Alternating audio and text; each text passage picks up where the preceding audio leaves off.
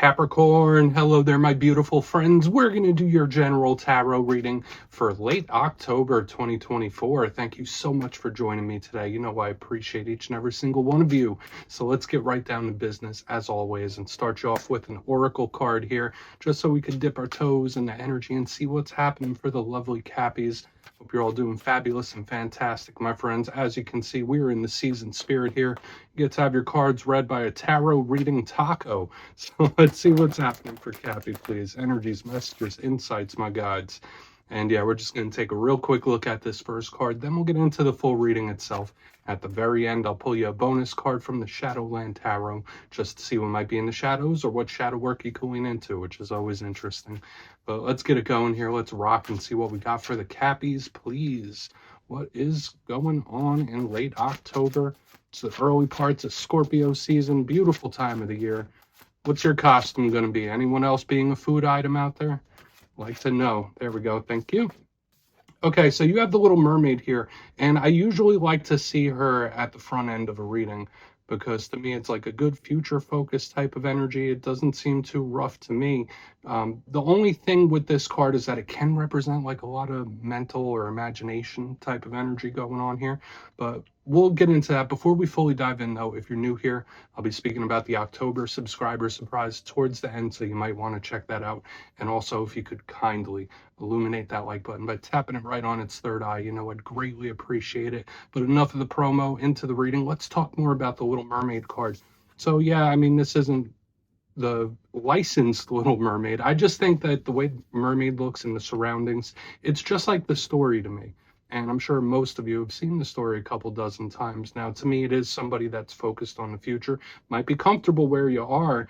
It's like, yeah, I'm cool, everything's fine where I'm at, but I want more, right? That's a big theme of the story, onwards and upwards. So for a lot of Capricorns, you could have that future focus in this time, which is always a good thing. And everyone knows Capricorn is a very motivated cardinal sign.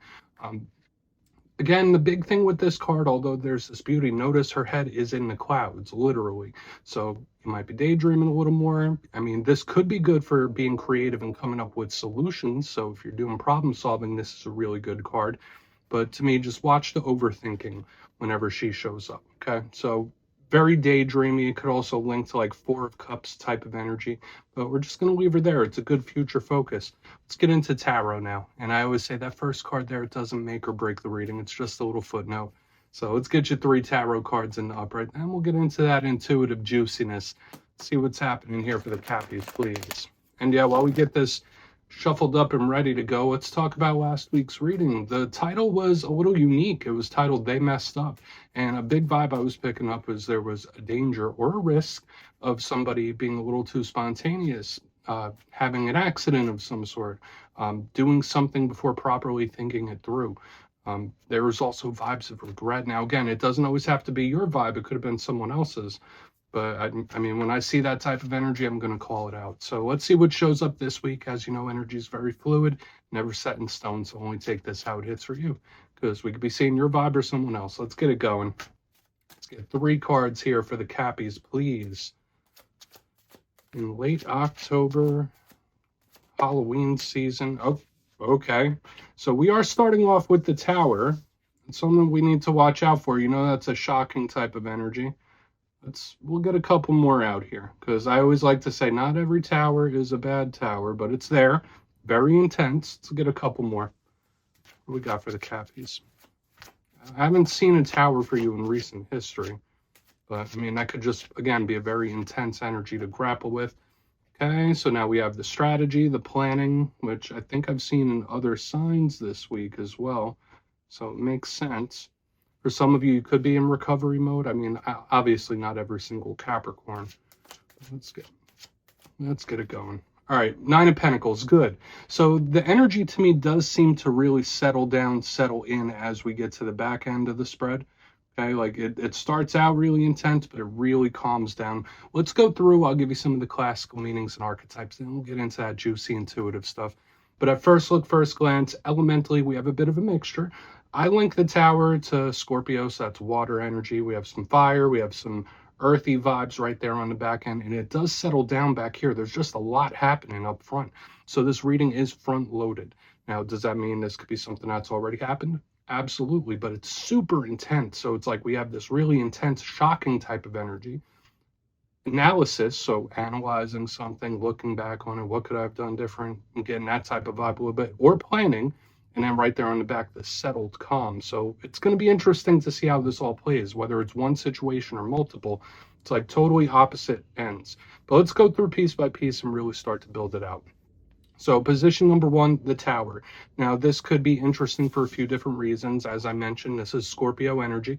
Currently, at the time of this filming, we're in Scorpio season. So in my style, maybe it'll tell us something that's going to come down the pipeline in Scorpio season for you, or what you might be feeling. When we see the tower, we think of shock, we think of surprise, we think of something that's extremely intense. So we think of situations or things that arise out of nowhere. Doesn't have to be bad, because remember, I always say towers could be very good too. It's just something that kind of catches you off guard. So we're really going to want to clarify this and see what's up when the tower shows up. It's building a new foundation. For some of you, if there is a situation where the foundation was a little rocky, this could be hitting the reset button, starting something over. Sometimes the tower could represent endings as well. So I'm not sure if any of you have recently gone through any fallouts or endings. It doesn't always have to be, though. I also do link this to internal energy as well, because it is a phallic symbol. So it could be motivational. I mean, you could just be a little amped up when this card's here. Moving to the center, we have the Two of Wands. Now, as with every single two in tarot, could represent decisions, choices, being at a crossroads in life. Do I go left? Do I go right? How do I handle this? This one is really tied in closely to strategic planning or strategy in general. Okay. And I'll speak about its rougher form, because every card has a positive and a challenge. But when I see this, I think of somebody planning, like, okay, how am I going to do this? And we saw that with the aerial energy in the beginning, like looking to the future. Not going to repeat this. I don't want to be caught off guard. It's giving me that type of vibe as well. And from what I know of Capricorns, you're usually good at seeing things coming before they happen. Okay, so it's kind of interesting how this energy is playing off of each other. Now, the challenge of this Two of Wands, sometimes it could represent somebody that's a little indecisive, inconclusive, feeling stuck on something. That could very much be a possibility here. But we're just, for the sake of moving through the reading, we're just going to say this is some sort of plans possibly being laid. Either that or there's an analysis. If you've been through a tower moment, maybe Spirit wants you to really analyze it. Look at the fine details, understand it. That's not something you're currently doing. But let's, and you see, it's not even wanting to stay near that tower. But let's move to the back end here. We have the Nine of Pentacles. Very good card. And I think astrologically, this does link into Capricorn energy as well. Beautiful, grounded, abundant. You see this lady here surrounded by the pentacles. So she's good. She's in a very good, positive position. And you see, as the energy goes, it calms down. It starts to settle down. So if you've been through some rough situations, this is the type of energy we want to see. This is very independent as well. I always say this. When I see the Nine of Pentacles, it's lone wolf. It's saying I could do this on my own. I don't need anybody's help, or I got this. It's giving me that type of vibe. Now, where it comes to the challenge of the Nine of Pentacles, it could sometimes be a little too grounded. So whereas we have this volatility and change in the front, this one is like set in its ways. So you might be dealing with certain individuals that, I mean, they are who they are. It is what it is. There's an energy that's very set and stubborn when this card is here. But I'm not going to call it a challenge just yet, because I feel the way the energy's flowing, this could be things calming down in a very positive way. I mean, it's just grounded, abundant, and happy. So we are going to put her right there next to the Celestite. And yeah, let's keep rocking here. I want to dive deeper. Let's jump in and clarify. Okay, let's get a good shuffle here and see what's happening for the Cappies. See what's going on.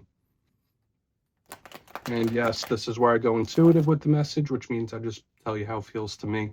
So feel free to do further research or rely on your base knowledge of tarot, because as you know, every single reading is about the reader's interpretation, and I'm just giving you mine. Let's go in on the Tower.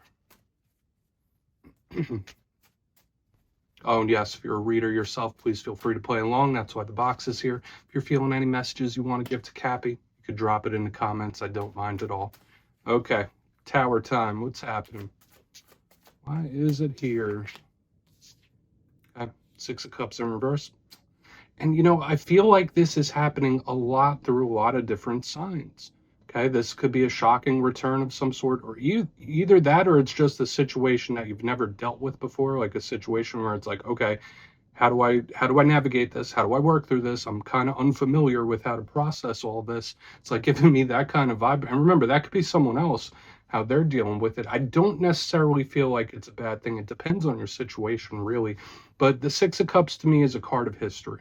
It's yeah, it could be soul ties, soul connections, of course, but to me it's like memories. So whether it's individuals that we have a very long history with, people we have a history with in general, when I see this in reverse underneath the tower, it's like, all right, something's coming back around. Something could flare up, or either, to me, it's either a shocking return or a shocking situation where it's like, okay, I'm a little unfamiliar. I'm in unfamiliar waters here. Again, we do have this analysis right here in the center, which could be good because it's like, okay, well, I was caught off guard there. That's not going to happen again. Okay. And, in life, when tower moments happen, they don't always have to be terrible. They could represent lessons that we need to learn. And I really want to see what's up with the analysis here. But yeah, those are the main two messages I'm getting. Nothing too overcomplicated. Either it's like a shocking return of some sort, or just a situation where it's like, okay, how do I handle this? Or like, how do I respond? Let's keep moving over to the Two of Wands. We're going to keep it moving here, my good friends. So why is that Two of Wands here for Cappy? What is going on here? Oh, thank you. Okay, Lovers in reverse. Now this is extra intriguing to me, and I'm going to tell you why. The Six of Cups and the Lovers are both energies of soul ties. Notice they both have a pair. So again, with these both cards of pairs and connections showing up in reverse, and we have this card of independence on the back end, for some Capricorns, you might just not even be in this mode, right? Now, I'm not saying you don't trust individuals, you don't trust people, but there is an abundance of caution here. So I will say this for a lot of Capricorns in this time, any new individuals approaching you, just be cautious, slow and steady. I know I don't have to tell you that, but the Two of Wands with the Lovers in reverse, it's like, no, I don't want to repeat that. I don't want to make the same mistake again. And one thing I'm picking up here as well on top of it, lots of people, like with the double pairs and then that individual on the back end. I know we're not getting a lot of court cards, but to me, this just feels like a lot of people.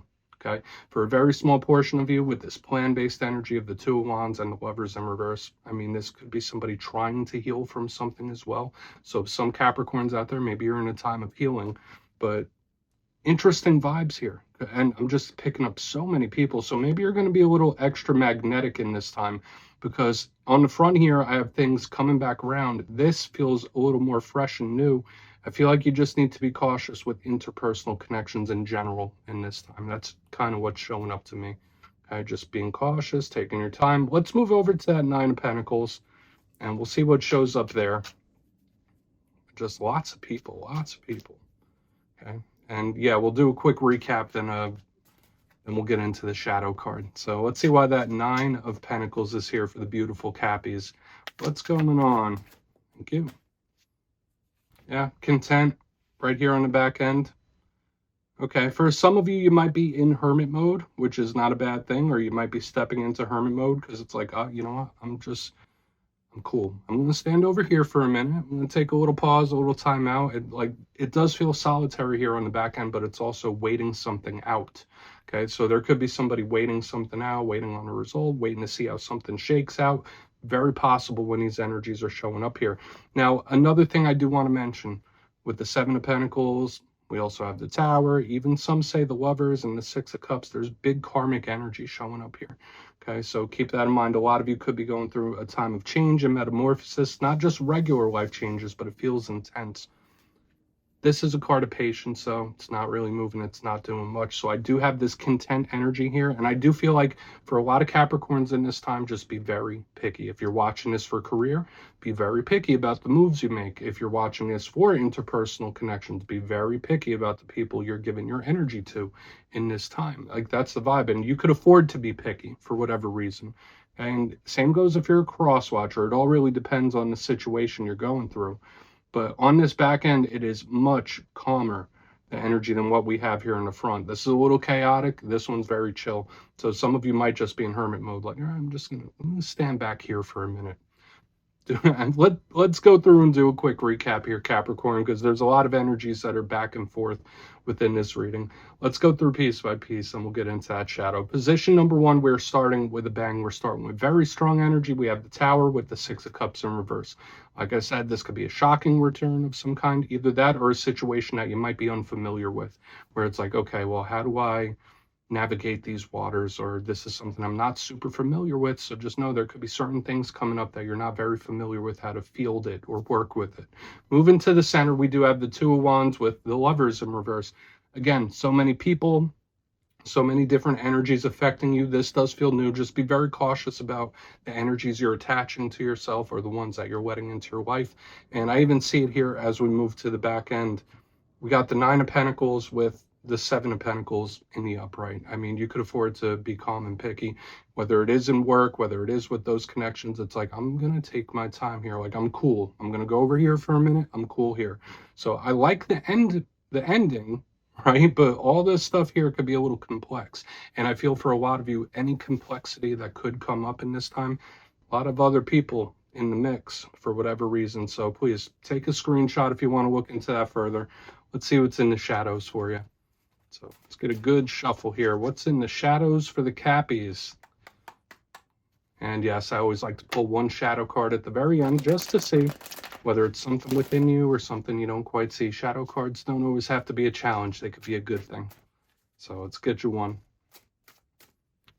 Oh, and yes, if you made it to this point in the reading, please feel free to check out channel memberships. I'll put a link for it in the comments below. It's a beautiful way to support the channel, and I have much love for all my channel members. They're the ones that helped me pick out my costumes this year. So thank you for voting, my friends. Let's get it going here. Shadow card time.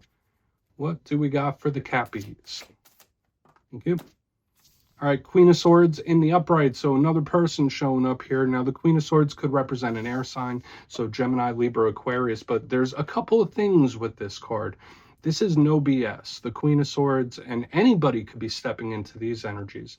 It's very honest, straightforward, to the point. So for a lot of you, regardless of what showed up within the reading itself, I mean, in all your dealings, just be brutally honest in this time. That's kind of what Spirit's saying.